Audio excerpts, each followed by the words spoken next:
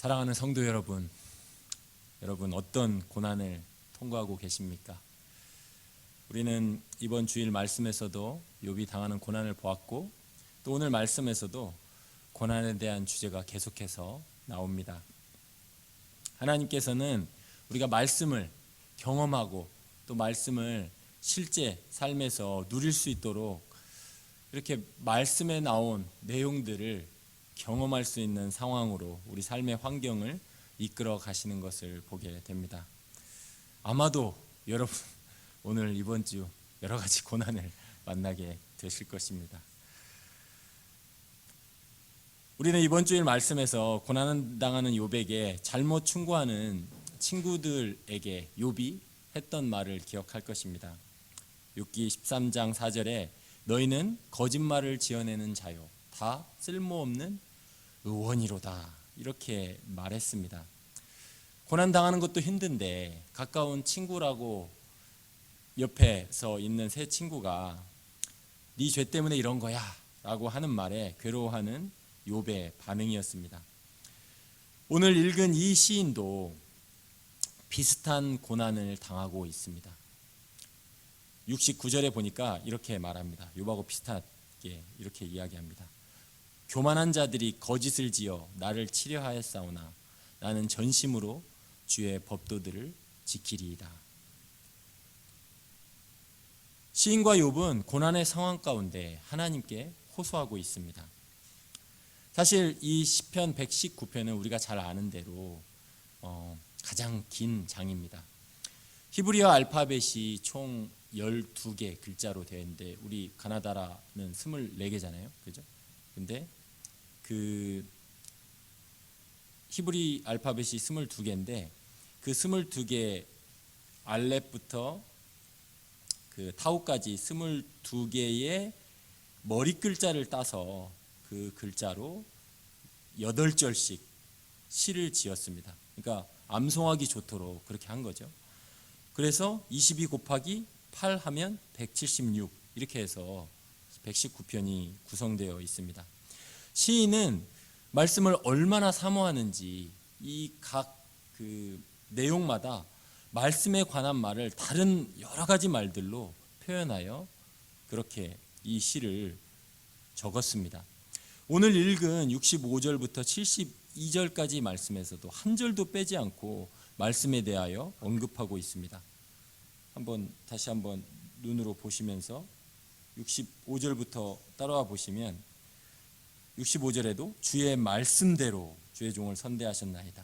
66절에도 주의 계명들을 믿었사오니, 67절에도 하반절에 주의 말씀을 지키나이다. 68절에도 주의 율례들로 나를 가르치소서. 69절에도 주의 법도들을 지키리이다. 70절에도 나는 주의 법을 즐거워하나이다. 71절에도 내가 주의 율례들을 배우게 되었나이다. 72절에도 주의 입의 법이 내게는 천천금원보다 좋으니이다. 계속해서 이렇게 말씀, 계명, 율례, 법도, 주의 법, 이러한 말들로 계속해서 매절 빼놓지 않고 하나님의 말씀에 대해서 이렇게 시인이 일부러 작정하고 그렇게 시를 적은 것입니다. 특히 이 65절부터 72절까지는 알파벳, 히브리 알파벳 테트로 시작하는 시입니다. 다 T로 시작하는 거죠. 그러니까 T 발음으로 시작하는 거죠.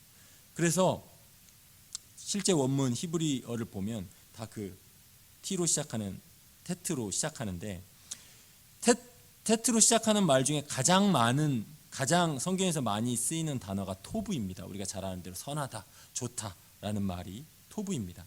근데 오늘 성경에서도 그 토부라는 말이 총 5번이 나옵니다. 65절에도 보시면 주의 종을 선대하셨나이다, 선하게 대우하셨다라는 말이 그 말입니다. 66절에도 좋은 명철, 좋다라는 말이 있잖아요. 5절과 6절에 그렇게 있었고, 그다음에 중간에 다시 68절에도 주는 선하사, 선을 행하시오니, 다 그 토부입니다. 그리고 71절에도 고난당하는 것이 내게 유익하다, 선하다, 좋다, 이 말이 또한 토부입니다. 그리고 72절에도 천천금은보다 좋으니, 좋다, 선하다. 일부러 이 토브라는 말을 다 가지고 와서 하나님께서 천지 만물을 지으시고 보시기에 좋았더라, 선하다 라는 그 말을 다 가져와 가지고 이 65절부터 72절에 그렇게 사용하고 있다는 것입니다. 이 시를 통해서 시인은 자신이 어떻게 하나님의 말씀을 경험했는지를 그렇게 이야기하고 있습니다. 65절에 보니까 하나님은 인자하심으로 우리를 늘 대하시지만 우리가 얼마나 하나님을 오해하는지, 하나님께서는 우리를 선한 길로 인도하시지만 우리는 얼마나 고집스럽게 하나님의 손길을 오해할 때가 많은지, 그것을 생각하면서 이 시인은 여호와께서 자신을 어떻게 대하셨는지를 이렇게 말합니다. 여호와여, 주의 말씀대로 주의 종을 선대하셨나이다. 우리는 하나님께서 우리를 계속해서 선하게 인도하시고 있음에도 불구하고, 하나님의 그 손길을 우리가 과거에 경험했음에도 불구하고 우리는 끊임없이 그러한 하나님의 손길을 의심하고 고집스럽게 우리의 길을 그렇게 주장할 때가 있습니다. 그런데 이 시인은 그 하나님의 손길을 돌아보면서 하나님께서 그에게 어떠한 은혜를 베푸셨는지를 이렇게 고백하고, 이것을 근거로, 이 말씀을 근거로 다시 하나님께 기도합니다. 그 다음 절 66절에 이렇게 말합니다. 내가 주의 계명들을 믿었사오니, 그 다음이 기도입니다. 좋은 명철과 지식을 내게 가르치소서. 하나님의 자녀는 하나님 아버지께서 우리를 가르쳐 주시기를 간절히 구합니다. 그것을 원합니다. 왜냐하면 잘 아는 거죠. 우리가 어리석고 둔하고 게으르고 둔감하기 때문에 하나님께서 우리를 가르쳐 주시지 않으면 우리가 결코 명철과 지식을 배울 수 없기 때문입니다. 그러므로 겸손한 사람은 늘 하나님께 이렇게 가르쳐 달라고 기도합니다. 우리도 이렇게 하나님께 하나님의 은혜를 구하면서 가르쳐 달라고 기도해야 합니다. 이 시편 기자처럼 하나님, 오늘도 좋은 명철과 지식으로 우리를 가르쳐 주십시오. 저는 둔하고 어리석으니 주님께서 가르쳐 주시지 않으면 제가 주님의 말씀을 지킬 수도 없고 알 수도 없고 그 말씀대로 살 수 없사오니 주님, 저에게 좋은 명철과 지식으로 저를 가르쳐 주십시오. 이렇게 기도하면 좋겠습니다. 그런데 그럼에도 불구하고 우리가 주의 말씀을 배우고자 하지만 우리는 쉽게 깨닫지 못할 때가 많습니다. 하나님께서 가르쳐 주셔도, 말씀을 들어도 깨닫지 못할 때가 많다는 것입니다. 바로 이러한 우리에게 하나님께서 사용하시는 것이 고난입니다. 하나님께서는 우리에게 고난을 통해서 배우길 원하십니다.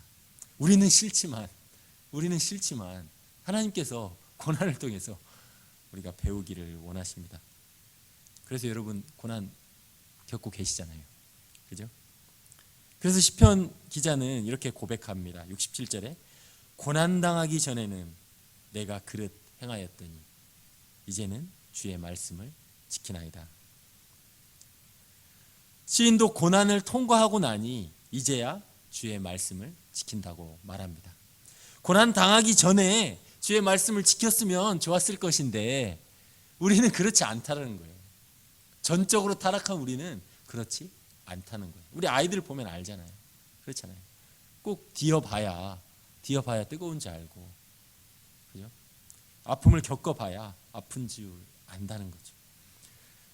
고난 당하기 전에는 배울 수 없는 것을 이 시인 기자는 고난을 통해서 배웠다고 이렇게 말합니다. 욥도 그랬습니다. 욥도 고난의 그 한복판에, 고난의 그 힘든 시기를 통과할 때는 마치 안 계신 것 같은 하나님이 이제 욥기 마지막에 다시 나타나셔서 말씀하시고, 그때에 하나님을 드러내셨을 때에 욥이 이렇게 고백하는 것을 우리 압니다. 내가 주께 대하여 귀로 듣기만 하였사오나 이제는 눈으로 주를 보나이다. 욥도 그랬다는 것입니다. 고난을 통과하기 전에는 물론 욥의 입장에서는 억울할 수 있는 고난이지만 고난을 통과하기 전에는 주께 대하여 귀로만 들었는데 이제는 눈으로 보는 것 같이 더 분명하게 하나님을 알게 되었다고 고백하고 있는 것입니다. 사실 우리가 믿는 이 기독교 신앙의 핵심 가치가 십자가이지 않습니까? 십자가가 그렇습니다. 십자가는 고난입니다. 십자가 금목걸이로 한다고 해서 그 고난이 없어지는 거 아니지 않습니까? 금목걸이 하다는 게 나쁘다는 것이 아니라 그렇지 않습니까? 십자가는 그 사형수를 죽이는 형장의 틀이잖아요. 그렇잖아요. 가장 우리 역사 가운데 가장 사람을 잔인하게 죽였던 그 틀이 십자가잖아요. 우리가 자주 듣는 말이 있습니다. No cross, no crown. 십자가 없이는 영광도 없다. 그렇잖아요. 우리가 이 상에서 영광만 구할 때가 많습니다. 안락함과 편안함과 그냥 좀 이런 고난 통과하지 않고 그냥 편하게 좀 살았으면 좋겠는데 왜 이런 일이 생겨가지고 왜 이렇게 힘들어하고 아파할까 이렇게 생각할 때가 너무 많습니다. 그런데 우리는 십자가를 통과하지 않고는 우리가 믿는 기독교 신앙이 그렇다는 거예요. 십자가를 통과하지 않고는 영광에 이르지 못한다고 기독교 신앙이 말하고 있습니다. 예수님께서 고난의 십자가의 한복판에서 절규하실 때에 마치 하나님은 예수님의 고난을 돌보지 않으시는 것처럼 그렇게 외면하셨습니다. 그러나 십자가 고난을 통과하시게 하고 나서 하나님께서는 결국 부활의 영광으로 인도하셨습니다. 고난 없이는 영광도 없는 것입니다. 이 땅에서 모든 영광을 다 누리겠다고 하는 것은 성경이 말하는 진리가 아닙니다. 이 시인은 자신의 경험을 바탕으로 이렇게 말합니다. 71절에 고난당하는 것이 내게 유익이라. 이로 말미암아 내가 주의 율례들을 배우게 되었나이다. 고난당한 것이 자신에게 유익하다, 선하다, 좋다라고 이제야 그렇게 말하는 것입니다. 어떻게 고난이 좋습니까? 어떻게 고난이 선합니까? 어떻게 그렇게 고백할 수 있습니까? 시인이 말합니다. 왜냐하면 이것을 통해 주의 율례들을 배우게 되었다는 것입니다. 하나님의 말씀을 제대로 경험하면서 우리의 심령 깊이 믿게 되었다는 것입니다. 그 전까지는 머릿속으로 알았던 그 하나님의 말씀을 이제 내 삶으로, 내 마음으로, 내 심령으로 이제 붙들게 되었다는 것입니다. 하나님은 우리가 하나님을 더 알고 주님의 말씀을 더 배우도록 하기 위하여 고난을 사용하십니다. 우리는 고난의 때에 하나님이 어디 계신지 잘 보이지 않겠지만 고난의 때에도 하나님은 우리와 함께 계십니다. 욥기에서도 예수님의 십자가에서도 우리는 그것을 보았습니다. 제가 자주 강단에 올라오기 전에 암송하는 말씀이 있습니다. 여호와께서 그의 의로운 오른손으로 우리를 붙든다. 이사야서 41장 10절 말씀이죠. 그죠? 여호와께서 그의 의로운 오른손으로 우리를 붙든다라는 말씀이 있습니다. 하나님께서는 참으로 생각해 보십시오. 이 지구를 그의 의로운 오른손으로 지금도 붙들고 계십니다. 그죠? 여러 가지 재앙과 지진과 여러 가지 것들이 있지만 그럼에도 불구하고 이 지구가 유지되고 모든 시스템이 그렇게 돌아갈 수 있는 것은 하나님께서 하나님의 그 의로운 손으로 붙들고 계시기 때문에 이렇게 유지되고 있는 것 아니겠습니까? 오늘도 하나님께서 그렇게 의로운 오른손으로 우리를 붙드십니다. 고난의 현장 가운데 우리는 하나님의 어디 계신지 도대체 이 상황을 통과하게 하시는 하나님의 뜻이 뭔지 잘 깨닫지도 못하고 아파하며 슬퍼하며 힘들어할 수 있겠지만 그럼에도 불구하고 우리는 그 하나님의 의로운 오른손이 우리를 붙들고 계시다는 것을 기억해야겠습니다. 이러한 고난을 통과하면서 우리는 하나님을 제대로 경험하게 될 것입니다. 이 시기를 통과한 시인이 이렇게 고백합니다. 오늘 읽은 본문의 마지막 절 72절에 이렇게 말합니다. 주의 입의 법이 내게는 천천 금은보다 좋으니이다. 그냥 주의 말씀이 아니라 하나님의 입에 주목하여 이렇게 말하는 것입니다. 살아있는 하나님의 입에 주목하여 그의 입에서 나오는 말씀이 수천의 황금보다 내게는 더 좋다라고 그렇게 고백하는 것입니다. 살아있는 주님의 말씀이 모든 재물보다 내게 더 좋다라고 시인이 고난을 통과하여 그렇게 말씀하고 있다는 것입니다. 이것은 고난을 진실되게 통과한 자가 동일하게 고백하는 그러한 신앙 고백입니다.